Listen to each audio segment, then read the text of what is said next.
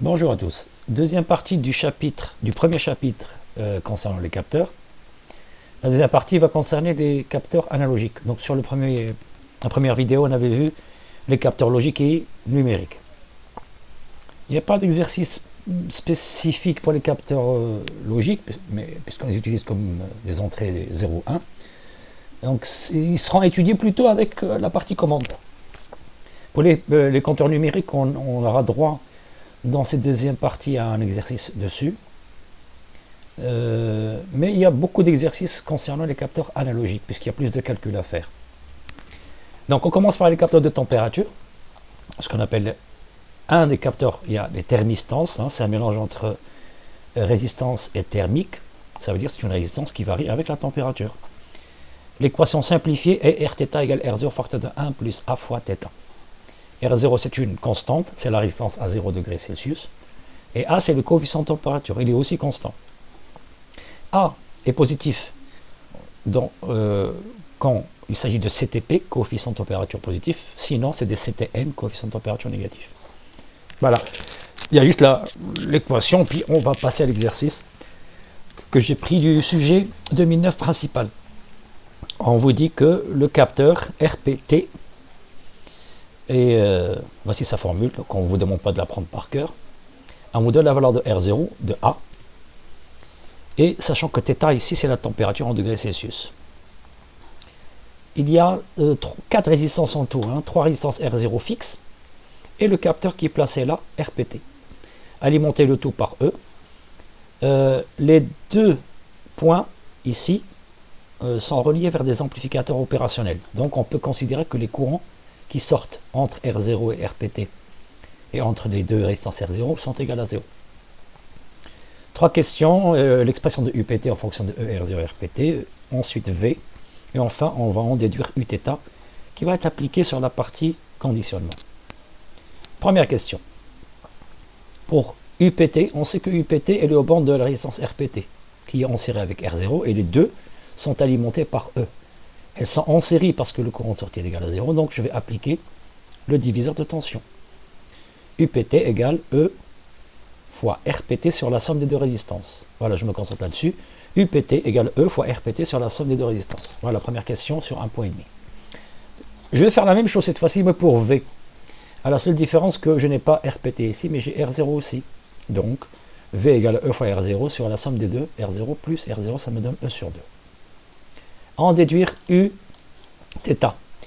Uθ, c'est une différence de potentiel. Elle n'est pas mesurée par rapport à la masse, comme pour V ou UPT. La flèche, elle est pointée sur UPT, mais la base, elle est pointée sur V. Donc, Uθ égale à UPT moins V. Et je remplace chacune par l'expression que j'ai déjà trouvée dans les deux premières questions. Là, il va falloir mettre en facteur. Je la mise en facteur, je multiplie E RPT par 2 et je multiplie E par RPT plus R0. Et au dénominateur, j'aurai 2 fois RPT plus R0.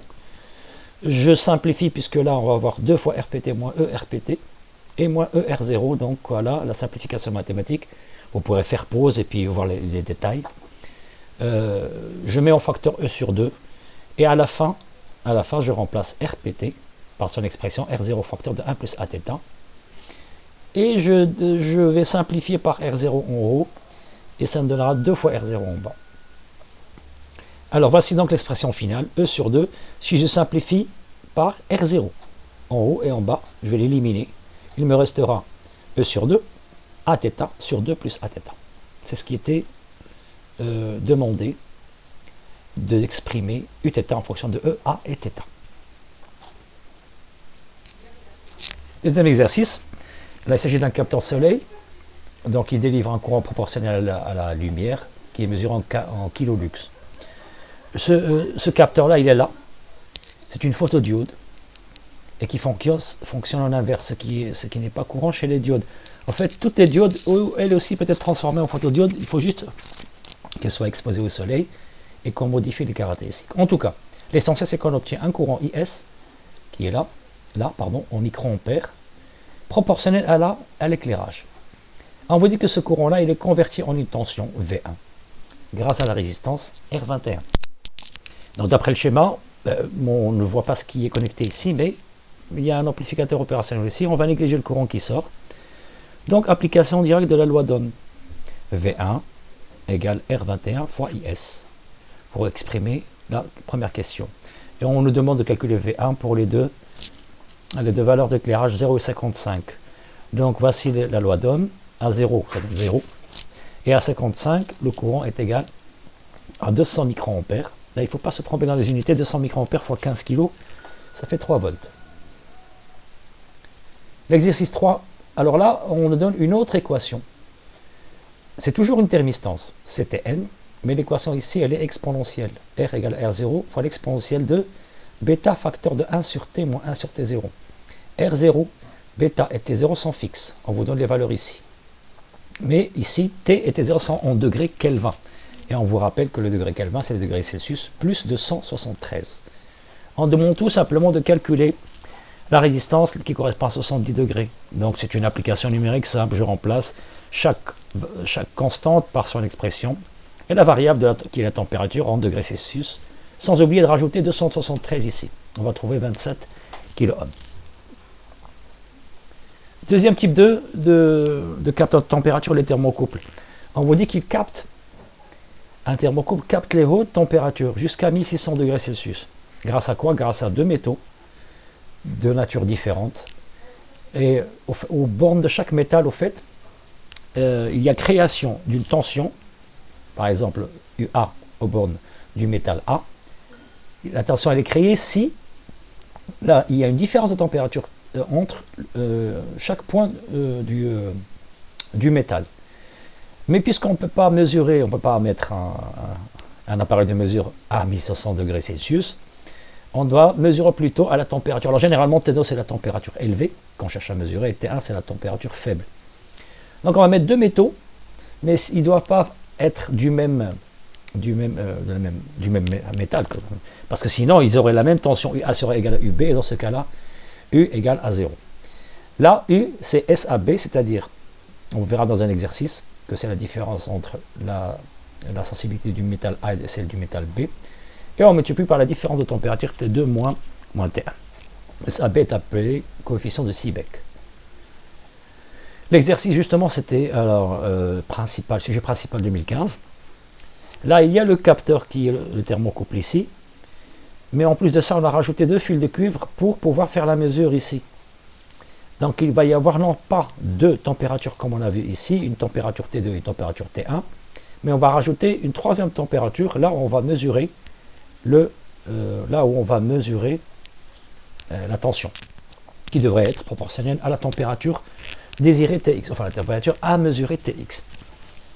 Donc en tout, au fait, on a 4 fils, et chacun a sa propre sensibilité.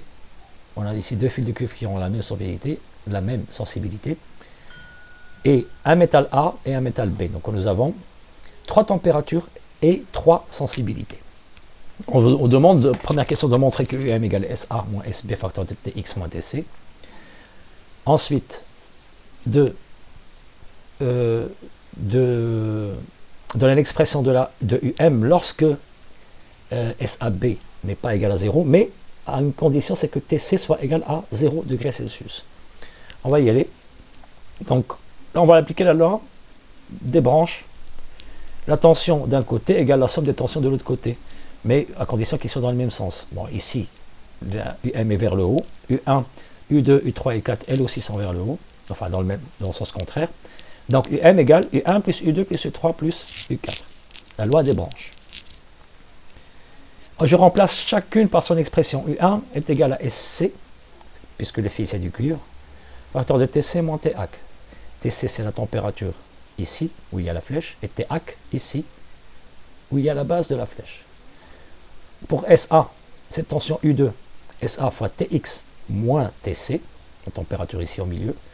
SB, le métal B, facteur cette fois-ci de l'inverse, TC moins TX, au lieu de TX moins TC pour U2. Et enfin, le dernier fil de cuivre, SC toujours, c'est du cuivre, mais contrairement à U1, ça sera TAC moins TC. Bien, on remarque directement qu'on a ici TC moins TAC, ici TAC moins TC, donc il va y avoir une soustraction. TC moins TAC, facteur de SC moins SC. Il me reste TX moins TC ici, et là aussi TC moins TX. Je mets un signe moins là pour inverser, et je mets en facteur TX, moins TC, ça sera facteur de SA moins SB. Ça se simplifie, égal à 0. Il me reste tout simplement TX moins TC, facteur de SA moins SB. On vous dit maintenant dans la deuxième question que UM égale SABTX moins SABTC. Et on va mettre le bornier dans de l'eau glacée pour que TC devienne égal à 0, ou presque. Donc si TC égale à 0, effectivement, UM sera égal à SAB fois TX. La suite, on vous dit que l'utilisation de l'eau glacée n'est pas une solution pratique. Donc il faut trouver autre chose. Hein. Donc je vais rajouter un autre capteur en série à l'intérieur d'un fil de cuivre, au milieu d'un fil de cuivre, et il va injecter une tension pour compenser, au lieu d'utiliser de l'eau glacée pour avoir UM égale SABTX seulement, c'est-à-dire éliminer TC, je vais compenser TC. Je vais faire en sorte que justement à la fin j'obtienne seulement SAB fois TX. Donc ce montage-là, on vous dit, sachant, mais on va utiliser bien sûr un montage équivalent, hein, sachant que UTH ici est égal à SABTX moins SABTC, donnez la nouvelle expression de UM. On a rajouté une tension ici. Donc UM est égal à UTH plus UCJC. Des tensions-là qu'on a injectées. Ce qui veut dire que là, j'applique la loi des branches comme tout à l'heure. UM égale la somme UCJC plus UTH. Elles sont dans ce sens-là, vers le haut, vers le haut. Je remplace UTH par l'expression que j'ai trouvée tout à l'heure, SABTX moins SABTC, et je lui rajoute UCJC. Puis la question 4, elle me dit quelles conditions je dois mettre sur UCJC pour que on ait une compensation, c'est-à-dire pour que UM soit égal à SABTX seulement. Là, il faut éliminer donc le reste. Pour garder seulement SABTX, il faut éliminer tout ce qu'il y a ici. Ça veut dire que UCJC doit être égal à SAB fois TC. Voilà, c'est ça la condition pour garder seulement SABTX. Maintenant, on va voir comment on va faire pratiquement cette solution, parce que là, on dit on obtient une tension proportionnelle à la température.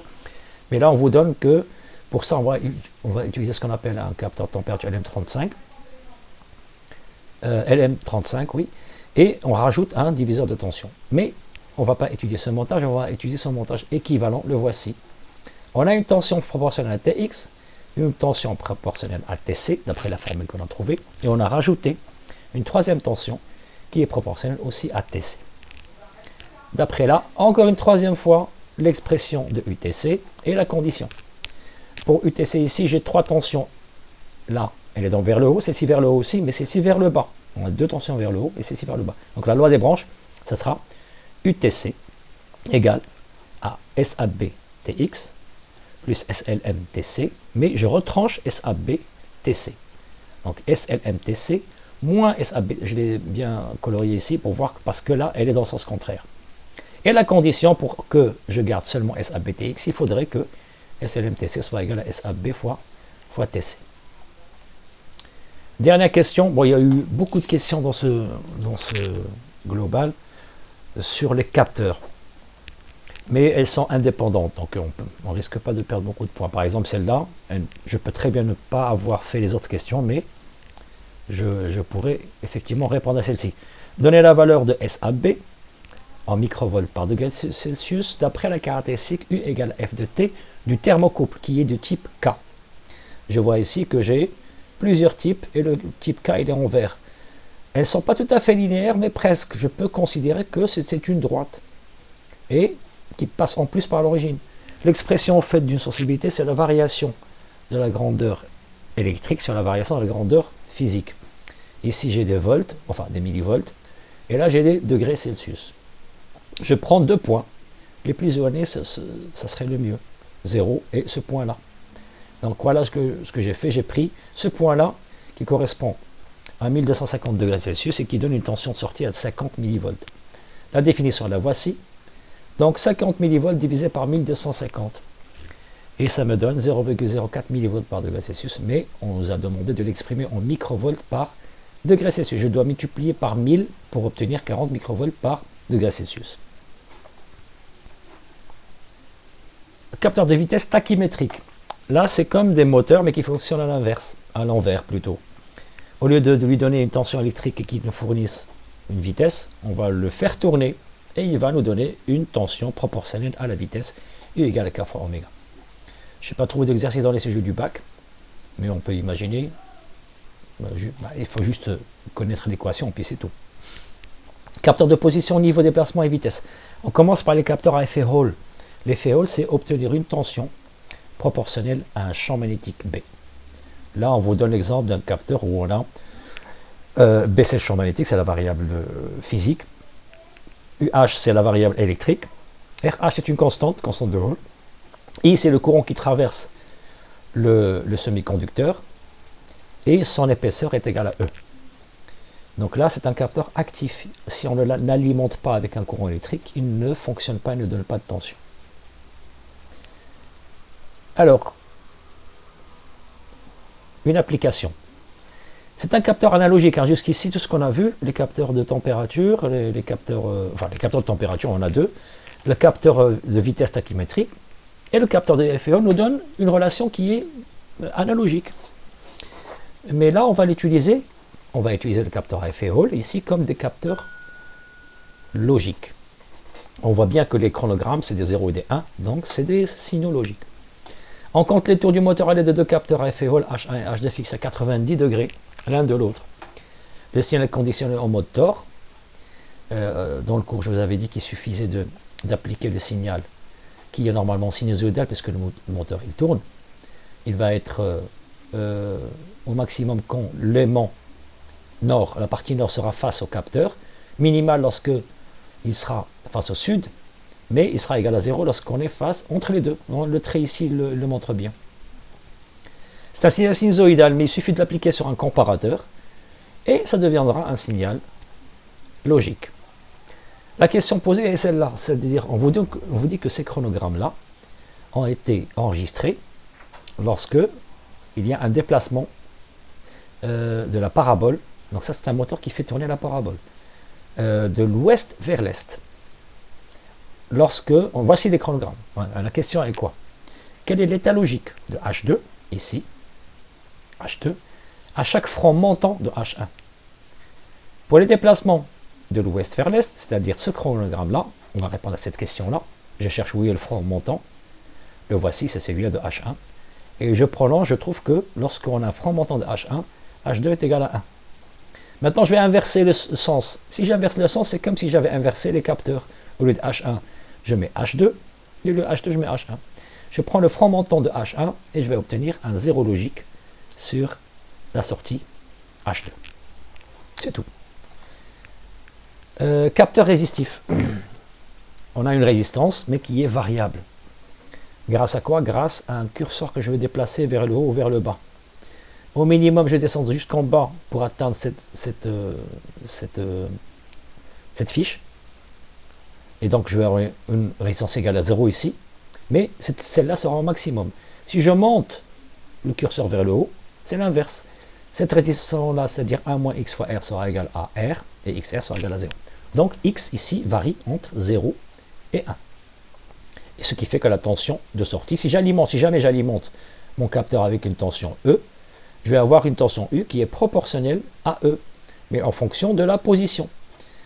Il faut savoir qu'on peut avoir des capteurs rectilignes, donc on déplace du haut vers le bas, ou bien rotatif, on fait tourner avec un angle θ. Donc soit la tension est proportionnelle, elle est proportionnelle à E en fonction d'un déplacement linéaire, ou bien en fonction d'un angle qui est x. Bien, enfin, normalement, ce n'est pas un angle, ce n'est pas un déplacement, c'est un rapport. Soit le rapport entre la position et la position maximale, ou bien le rapport entre l'angle et l'angle maximal. Exercice 2006 concernant les potentiomètres. On vous dit qu'on a ici deux capteurs qui vont mesurer une hauteur qui varie jusqu'à 2 mètres. Et ils sont alimentés par une tension qui va jusqu'à 5 volts. Donc si le capteur est à la position basse, ça fera 0. S'il est à la hauteur maximale, ça sera 5 volts. Les deux fonctionnent de la même façon. Deux colonnes qui soulèvent une voiture pour pouvoir l'équilibrer. Alors je vous ai dit, je vais donner ici quel est le sujet, quelle est son année, pour que vous puissiez aller lire plus profondément les questions Là, j'ai résumé pour qu'on fasse plus vite, au fait. Donc, on vous demande de calculer non pas V10 et V20, parce qu'on sait que V10, elle varie entre 0 jusqu'à 5 volts. Si la hauteur est égale à 0, bien si la hauteur est égale à 2 mètres, 2000 mm. Mais V, qui est la différence entre V10 et V20. Dans ce cas-là, il nous faut savoir si les deux bras sont à la même hauteur, ou bien si les hauteurs sont différentes. Si les deux bras sont à la même hauteur, les deux tensions seront égales. Et en appliquant la notion de différence de potentiel, V égale à V10 moins V20. D'ailleurs, c'est donné dans l'énoncé. Même si vous ne le savez pas, elle est donnée. Si les deux bras sont à la même hauteur, la tension égale à 0 volts. Alors là, j'ai un bras qui est à 1000 mm. J'applique la règle de 3. V10 égale à 5 volts fois 1000 mm sur 2000, ça me donne la moitié, 2,5. Si je suis à 1020 pour la colonne 2, dans ce cas-là, c'est 1020 fois 5 volts sur 2000, ça me donne 2,55. Je fais la différence, ça me donne une tension négative, moins 0,05. La question suivante, c'est l'inverse. On inverse les positions. Là est à 1000, la colonne 2 qui est à 1000 mm, la colonne 1, elle est à 1020. Donc j'inverse les deux tensions et je calcule, ça sera une tension positive 0,05 volts. Jauge d'extensomètre, ou bien jauge de contrainte. On vous dit qu'elle est constituée d'une piste résistive, donc une résistance, collée sur un support en résine et qui est déformable dans ce cas-là. Vous voyez dans le schéma, je l'ai étiré. Sa longueur d'origine était L, elle devient égale à L plus delta L. Et ça va provoquer une variation de la résistance, puisque la résistance est proportionnelle à la longueur et à la section. Quand je tire, quand j'allonge un objet, j'augmente sa longueur et je diminue sa section. Mais quand je le contracte, c'est l'inverse. C'est la longueur qui diminue et d'ici à là, c'est l'inverse. La longueur diminue et la section augmente. En tout cas, pour résumer, la variation relative delta R sur R0 sera proportionnelle à la variation de la longueur. Parce qu'il y a une relation entre la longueur et la section, bien sûr, puisque le volume reste constant. Dans le cas contraire, on vous dit que s'il n'y a pas une élongation, la résistance, dans le cas d'une contraction, la résistance serait R0 moins delta R. Donc là, on a diminué la valeur de la résistance. Mais quand on le tire, ici, comme là, comme sur ce schéma-là, la résistance va augmenter. L'exercice, justement, il ressemble à l'exercice qu'on a vu le premier, avec 4 résistances. Sauf que pour le premier, il y avait une résistance RPT et 3 résistances R0, sauf que là, nous avons 2 résistances constantes, R0 et R1, non, pardon, R2 et R3, qui sont constantes égales à 5 kΩ, mais R0 et R1 sont variables. L'une, elle va se contracter et l'autre, elle va s'allonger. Là, il s'agit de peser du sable. Toujours, n'oubliez pas d'aller jeter un petit coup d'œil sur le sujet avant de venir répondre aux questions. Donc, une tension VCC, la masse, 4 résistances, 2 tensions VA et VB. Donc, là aussi, les points A et les points B sont reliés vers des amplificateurs opérationnels, ce qui ne fait pas de courant de sortie. Je peux considérer que les deux sont en série, R0 et R1, et que R2 et R3 sont aussi en série. Donc, je vais appliquer tout simplement le diviseur de tension, montrer que sous l'action d'une masse M, VA égale à VC, R plus delta R sur 2R. Je commence d'abord, j'ai sauté la première question. L'expression de VA en fonction de VCC, R0 et R1. VA, ici, en fonction de R0, R1 et VCC. Diviseur de tension. Expression de VA, VA égale à VCC fois R1, là, sur la somme des deux résistances. Maintenant, je vais remplacer chacune des résistances par son expression. R0 et R1 se déforment. Donc, je dois remplacer R1 par, comme ici, R plus delta R, et R0 par R moins delta R. C'est ce que j'ai fait, et je mets en facteur ici, là je vais simplifier, je vais enlever les delta R, parce qu'il y en a plus et moins. Il me reste que c'est VCC de R plus delta R sur 2R. On ne vous a pas demandé de calculer VB, mais on vous l'a donné ici. On vous dit que, sachant que VB c'est VCC fois R3 sur R2 plus R3, c'est le diviseur de tension. Vous voyez que vous avez même le départ de la solution de la première question, ici, puisque c'est l'application du diviseur de tension. Et ici c'est plus simple, puisque R2 et R3 sont égales toutes les deux à R. Je vais pouvoir faire une simplification. Voilà.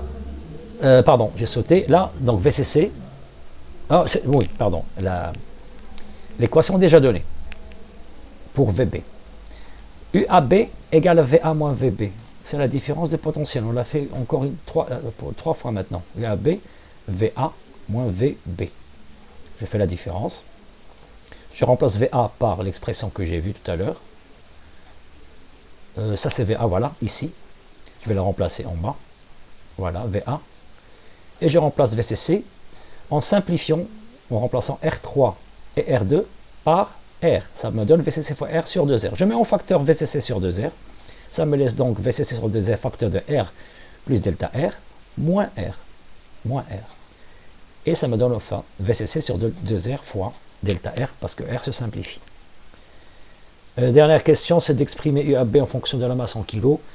On nous a donné toutes les valeurs. VCC c'est 5 volts. VCC. Pardon. Déjà, il faut remplacer delta R par son expression K0 fois la masse. Et voilà. On remplace VCC par 5 volts. 2 fois R, ça donne 10 kg, puisque R égale à 5 kg. K0, c'est 2 ohms par kilo. Et il me reste la masse en kilo qui est variable.